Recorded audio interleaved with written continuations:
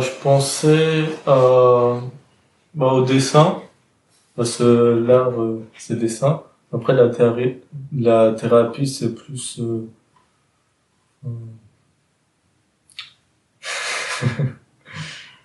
c'est c'est plus exprimer ses sentiments, on va dire.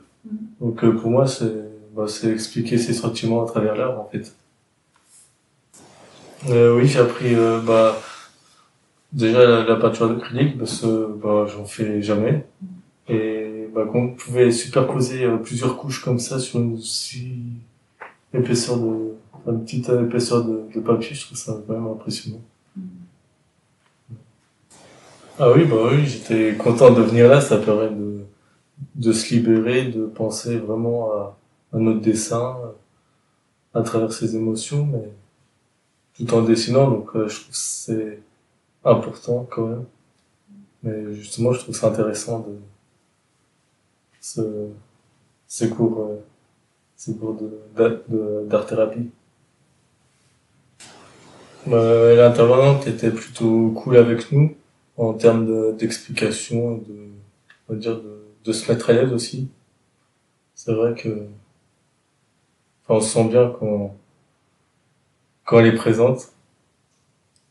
Et, et justement, on apprend, pour moi, j'ai appris beaucoup de choses avec elle. Au début, je m'attendais pas du tout à ce résultat-là par rapport à mon œuvre. Je suis parti sur quelque chose et au final, j'avais pas d'idée au début.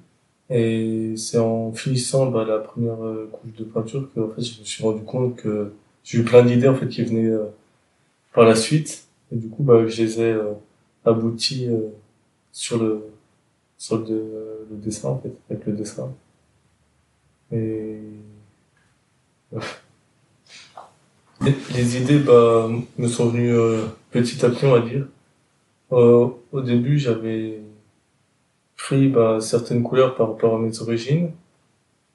Et ensuite, j'ai j'ai j'ai eu des idées que j'ai finalement abouti sur le dessin, sur le mandala, notamment la tristesse. Euh,